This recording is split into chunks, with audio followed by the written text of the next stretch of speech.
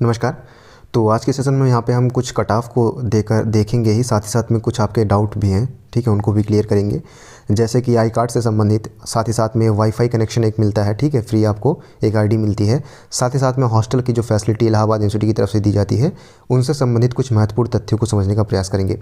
आपको पता ही होगा कि कट ऑफ जो है वो लगातार निकल ही रही है एफिलिएटेड की, मेन कैंपस की, ठीक है। तो जो इस बार कट ऑफ गई है वो आप देख सकते हैं 28 दिसंबर के लिए यहाँ पे गई है 168.30, ठीक है, इकोनॉमिकल वीकर यानी ईडब्ल्यूएस के लिए। वहीं ये ओबीसी के लिए 168 गई है, जबकि एससी के लिए 138 गई है, ठीक है। इस तरीके से आप यहाँ पे देख सकते हैं। बाकी यहाँ पे जो एम्प्लॉय है, मैंने कहा था ना लास्ट में आएगा कट ऑफ, तो जो एम्प्लॉय है फिर टीचर वार्ड यानी जिनके माता पिता जो है यहाँ पे कार्यरत हैं, उनका फ्री में कितना भी नंबर आया है उनका एडमिशन यहाँ पे हो जाएगा, ठीक है, किसी नंबर पर। इसके साथ ही साथ में आप यहाँ पे देखते रहिएगा, कट ऑफ जल्द ही आएगी। स्पोर्ट कोटा का भी आता है, ठीक है, जल्दबाजी मत कीजिएगा। इन सभी का जो है कट ऑफ बहुत लोवेस्ट जाता है, 100 के आसपास में भी चला जाता है स्पोर्ट कोटा वालों का, और साथ ही साथ में एम्प्लॉय टीचर वार्ड का भी। ये सब चीज़ें जो हैं इस बार तो एम्प्लॉय टीचर वार्ड को सभी को ले लिया गया है, तो इस चीज़ को आप यहाँ पे ध्यान रखेंगे। इसके साथ ही मैं बता दूं कि जो आपका एडमिशन जब हो जाएगा तो हॉस्टल अलॉटमेंट के लिए एक फॉर्म आपको भरना है। वो कब भरना है, वो आपको जब एडमिशन आपका हो जाएगा, इसके बाद जो है आपको कॉलेज में जो है पता चल जाएगा खुद ही, ठीक है। जब आईडी कार्ड मिलेगा तो वहाँ पे एक फॉर्म भरा जाता है, आप उनसे पूछ लीजिएगा कॉलेज में पहुँचने के बाद, यानी एडमिशन के बाद, ये एडमिशन के बाद का प्रोसेस है, ठीक है। तो वहाँ पर आपको फॉर्म भरना है, फिर उसकी भी एक कट ऑफ निकाली जाएगी। Cut off in the sense कि आपका अगर नंबर हाई रहेगा तो आपको जो है डेफिनेटली मिल जाता है। जो है पोस्ट ग्रेजुएशन के लिए जीएन झा, ठीक है, जीएन झा जो हॉस्टल है वो आपको अलॉट हो जाएगा। बाकी और भी कई हॉस्टल्स हैं जो बॉयज़ हॉस्टल हैं, और साथ साथ में गर्ल्स हॉस्टल को भी मिल जाएगा।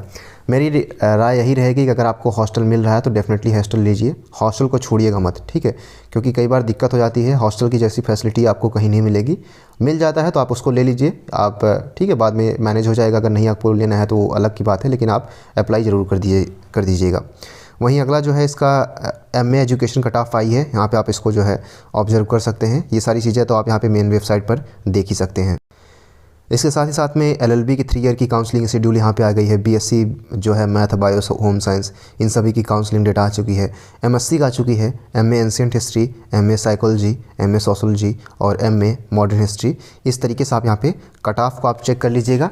साथ ही साथ में आपका जो अगर ओबीसी कैटेगरी के जो हैं, ठीक है, तो वो कोशिश कर लीजिएगा कि उनका जो कास्ट सर्टिफिकेट है वो सेंट्रल बाई अथराइज्ड होना चाहिए, ठीक है। क्योंकि जब वहाँ पे आप जाएंगे काउंसलिंग के ड्यूरेशन में तो आपसे मांगते हैं कि आपका जो कास्ट सर्टिफिकेट है वो कहाँ का है, राज्य का है कि या सेंट्रल का है। तो अगर आपने नहीं बनवाया है तो बनवा लीजिए, क्योंकि जब आपका जो डॉक्यूमेंट जमा होता है उससे 8 या 10 दिन बाद जो है आपका डॉक्यूमेंट वेरिफिकेशन होता है, तो 8 से 10 दिन में बड़ी आसानी से बन जाता है। तो ये बहुत ज़रूरी होता है, क्योंकि आप किसी भी तरीके से चूके ना, लेकिन ऐसे एडमिशन हो जाता है, कोई दिक्कत वाली बात नहीं है, लेकिन बनवा रखेंगे तो ज़्यादा सही रहेगा। वही बात करें सीएमपी का भी यहाँ पे कट ऑफ आ चुका है, ठीक है, बीसीए के लिए जो ओबीसी है उनके लिए 116, ठीक है, और ईडब्ल्यूएस के लिए 100 गया है, जबकि एसटी कैंडिडेट के सभी को बुला लिया गया है। इसकी रिपोर्टिंग टाइम जो है वो आपको 23 दिसंबर को यहाँ पे बुलाया गया है। बाकी जो भी आपका यहाँ पे आता है वो आपको यहाँ पे इसके माध्यम से आपको डेस्कटॉप पे विजिट करते रहना है। बाकी मैं बता दूं कि जैसे कि आपका एडमिशन होता है तो आपको क्या होता है कि एडमिशन कराने के बाद में अगर आपका मेन कैंपस में होता है तो वहाँ पे एक फैसिलिटी होती है वाईफाई की, ठीक है, फ्री आपको वाईफाई दिया जाता है। वाईफाई आपको दिया जाएगा इन द सेंस कि आपका एडमिशन हो जाएगा, फिर वहाँ पे एक फॉर्म भरा जाता है एडमिशन के बाद, वो प्रोसेस आप जान जाएंगे, ठीक है। तो आपको वहाँ पर एक ID और पासवर्ड दिया जाएगा, ठीक है। एक स्थान पर आपके ID पासवर्ड से एक ही व्यक्ति जो है वो चला सकता है। और दूसरी बात क्या है कि लाइब्रेरी आपको जो है मिलती है, लाइब्रेरी कार्ड मिलता है। लाइब्रेरी कार्ड क्या होता है कि आप कभी भी जो है रात तक स्टूडेंट जो है क्या करते हैं कि यहाँ पे खाना खाते हैं, कहीं भी रहते हैं, छोटा बघाड़ा फिर या फिर कहीं भी, तो तेलियरगंज कहीं भी रहते हैं, तो वो क्या करते हैं कि खाना बना के इसके बाद वहीं पे जाते हैं डायरेक्टली। वो रात तक, शाम तक, जब तक उनका मन करता है वो पढ़ते हैं। इसके बाद जब ऑफिस बंद हो जाता है तो वो वापस वहाँ से चले आते हैं, ठीक है। तो लाइब्रेरी वहाँ की नंबर 1 है आज तक, जहाँ मैंने लाइब्रेरी देखा है, जहाँ अभी तक यूनिवर्सिटी बीएचयू मैंने देखा है या फिर एलयू मैंने देखा है, तो आज तक की मुझे सबसे बढ़िया लगी है। क्योंकि यहाँ पे आपको जो है कई एडिशन के जो है पेपर्स आते हैं। मैंने देखा था तो 7 से 8 जो है पेपर आ रहे थे। दैनिक जागरण जिसमें था, हिंदू था, ठीक है, इंडियन एक्सप्रेस था, साथ ही साथ में बिजनेस का भी एक पेपर 2-3 आते हैं, ठीक है। इस तरीके से 6-7 जो है एडिशन के पेपर आते हैं। पेपर के साथ साथ में लाइब्रेरी काफ़ी बड़ी है, आप कहीं भी एकांत में बैठकर पढ़ सकते हैं। साथ ही साथ में आपको कंप्यूटर की फैसिलिटी भी दी जाती है। यानी आप वहाँ पर जा करके कंप्यूटर पर इंटरनेट सफरिंग भी कर सकते हैं, चाहे जब तक चाहें तब तक, ठीक है। तो हाँ, अगर आपको पढ़ना है वहाँ पे फ्री वाईफाई रहता ही है, तो कंप्यूटर पर अगर आप पढ़ना चाहें, ऑनलाइन क्लास लेना चाहें तो वो भी ले सकते हैं।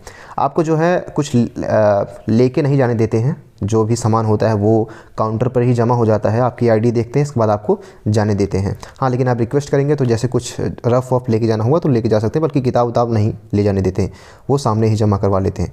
बाकी इसमें कोई दिक्कत वाली बात नहीं है। बाकी अगर आपको हॉस्टल मिलता है तो हॉस्टल मैं कहूँगा कि हॉस्टल आपको डेफिनेटली ले लेना चाहिए, डेफिनेटली छोड़ना नहीं चाहिए। और जहाँ तक यहाँ पर मुझे पता है, मैंने व्लॉग भी बना रखा है हॉस्टल पर रिलेटेड, तो उन्होंने बताया है कि 200 प्लस है या फिर 200 के अप्रॉक्स है तो हॉस्टल मिलने के चांसेस 100% है। वहीं अगर बात की जाए ओबीसी का, तो ओबीसी 190 प्लस है तो हॉस्टल मिलने के चांस 100% है, ठीक है। और एससी एसटी वालों के लिए भी अगर वहाँ बात करूँ तो 170-180 के अप्रॉक्स में आप मान सकते हैं, ठीक है। वही मतलब 200 के आसपास में अगर आपका 180 मान लीजिए, ठीक है, 175 से 180 तक अगर आपका है तो आपको हॉस्टल अलॉट हो जाएगा बड़ी आसानी से। बाकी देखिए जो यहाँ पे मेन कैंपस की भी फैकल्टी सही है। बाकी जो मैं बात करूँ कि बीएलएलबी या फिर एलएलबी का जो इस बार प्रॉस्पेक्ट बना है यहाँ पे ईश्वर सरण डिग्री कॉलेज यानी आईएसडीसी, तो वहाँ भी अच्छी व्यवस्था है। हालांकि लाइब्रेरी उस लेवल की नहीं है जो रियलिटी चीज़ें मैं बताऊँगा, ठीक है। ग्राउंड वहाँ का अच्छा है आईएसडीसी का। बीएससी के लिए सबसे बेस्ट कॉलेज माना जाता है सीएमपी, अगर आप सीएमपी जाना चाहते तो सीएमपी ले सकते हैं। बाकी मैं एडीसी जो है लास्ट पे रखूँगा, ठीक है। इलाहाबाद डिग्री कॉलेज जो है वो लास्ट पे सबसे मेरा रहेगा। इसके बाद एक फाफा मऊ भी कॉलेज है, ठीक है। उस तरीके से आप यहाँ पे देख सकते हैं। जेटी अगर आपको मिल जाता है तो वो बेस्ट हॉस्टल है, ठीक है। इस तरीके से आप यहाँ पे सारी चीज़ें मैंने इन्फॉर्मेशन एक वीडियो में कोशिश की है। बाकी अगर इसके अलावा भी अगर आपको कोई इन्फॉर्मेशन चाहिए होगा तो आप पूछ सकते हैं, ठीक है।